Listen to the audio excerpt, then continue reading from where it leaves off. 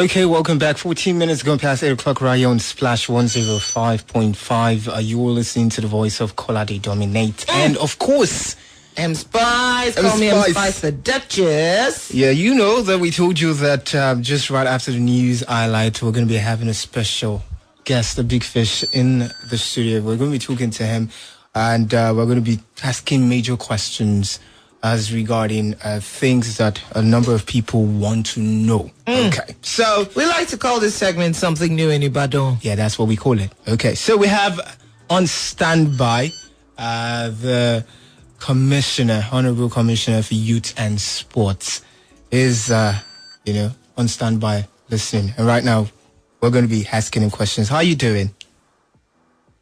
Hello? Yeah, hello, good evening. How are you doing? Yeah, okay. Fantastic one, right? So, fantastic, sir. Yeah. So I mean, for the athletes, in the sports, council, and the Oyo State Sports Council, one of the things that when I entered, was a big concern, to everybody, all the athletes, was the National, Sports Festival that happened in 2018. That's Abuja 2018.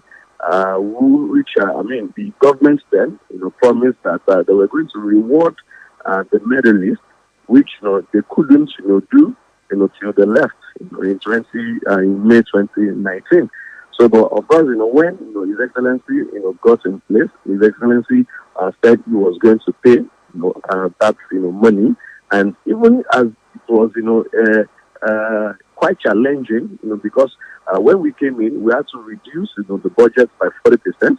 So there were a lot of things that we had to cut, short. So I want to believe that if the Excellency had said that, don't let us take this as priority. I mean, you could, be right, because he was not even the one that promised them, even though, we know that, whatever, people come in, people go, but the government always remains.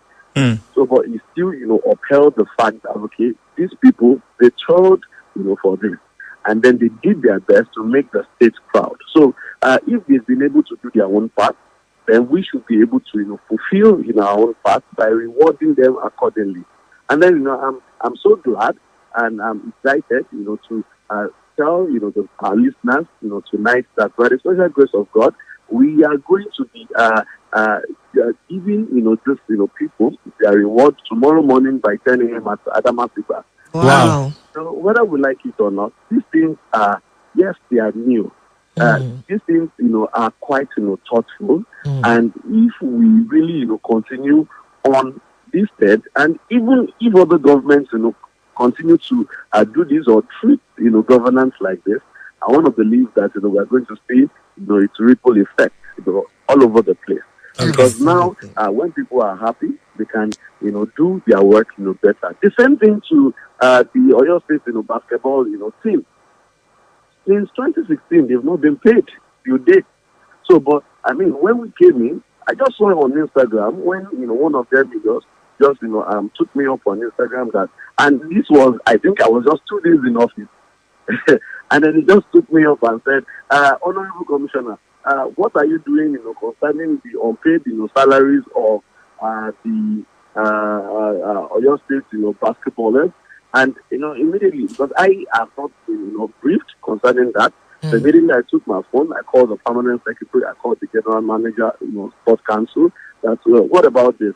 Tell me, I want details about this. And then immediately they said they are going to get it across, to me the next day. As we speak now, I mean, these guys, got paid they got paid accordingly and in full 2 weeks ago. And this is, salaries that have been owed, since 2016, about 4 years, ago now. So, Okay. I mean, these things are, they are quite new, and, in as much as they look, subtle, but we would not, take them, for granted. Absolutely. And then, for any opportunity that we have, you will always, speak to the people so that they can understand, what we're doing.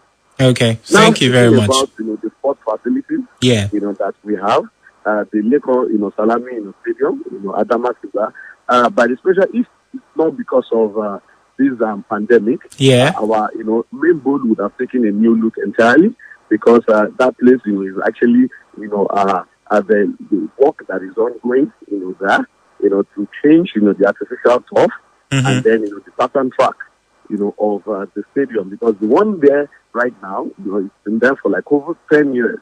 So, Okay. and all these, turf, they have their own expiry. So, and then, of course, plants are already, in top gear.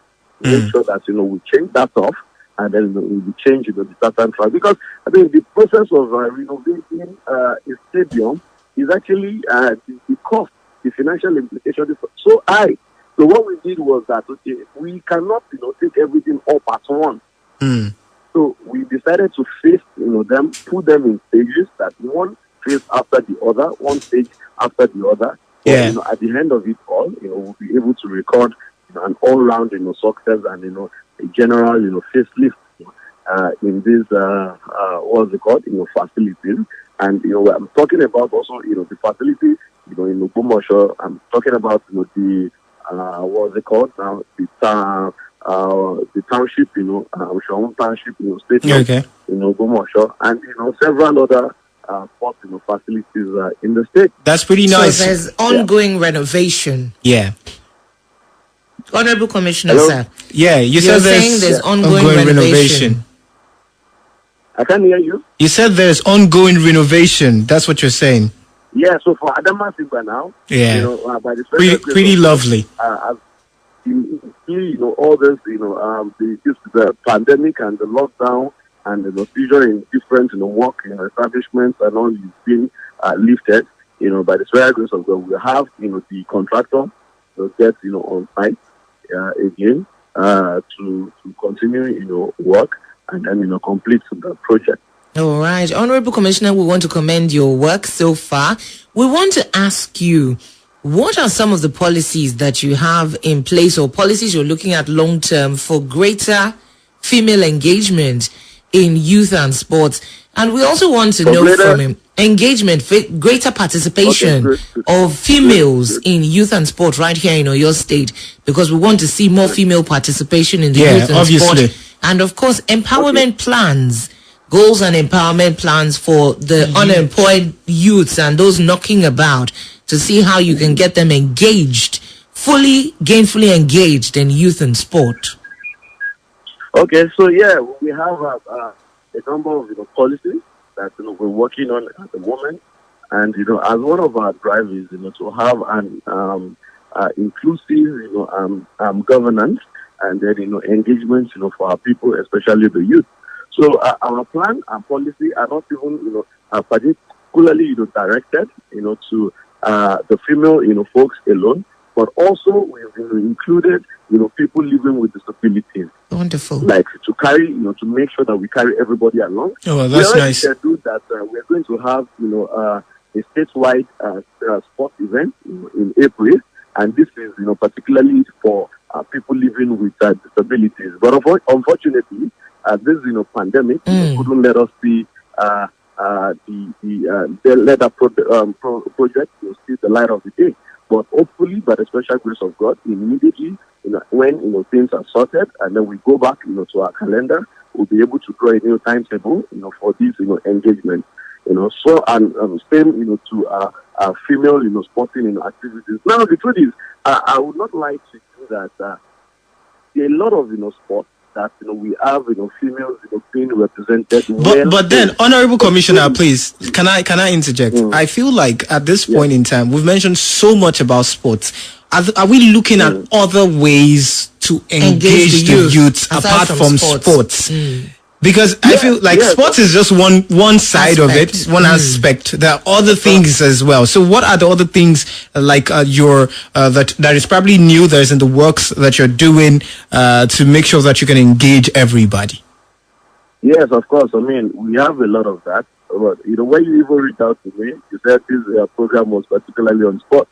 So that's why, I actually, I'm dwelling more on the sport. So for the youth, engagement, and then, engagements that are going to occupy our unemployed youth. We have a number of youth facilities and youth centers in Oyo State that has become moribund and then dilapidated. As I speak to you right now, we've visited all these facilities, and we've been able to identify about 2 or 3 of them. Because I mean, just like I said, we cannot take everything up at once. So we've been able to identify 2 or 3 of them that in the next few weeks, especially upon approvals and to go ahead, we will start working on those facilities so that they are not even going to, they are going to start even as a post COVID-19 palliative for our youth, to engage them adequately. And these are facilities that initially most of these facilities are just vocational training centers. But now our proposal is to make them multi-purpose centers.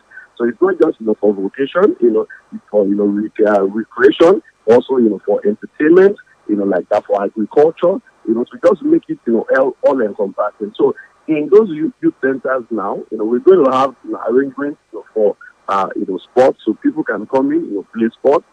People can come in, use the library, facilities.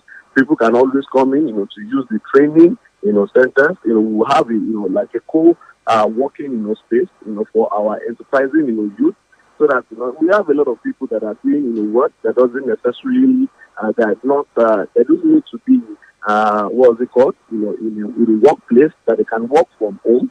But a lot of people don't have the necessary resources or the facilities to make working from home quite comfortable. So those things I want to do is to have a workspace for them that they can always go and have access to internet, have access to light, and a lot of these things that make the working conditions very favorable. Very All right. For our youth. So these are, I know that these projects, they are not projects that you could actually just see the impact overnight. Yeah. Or see but can we put a timeline to these projects? But, of course, over time we'll be able to say. So by the special grace of God, I mean it's actually very.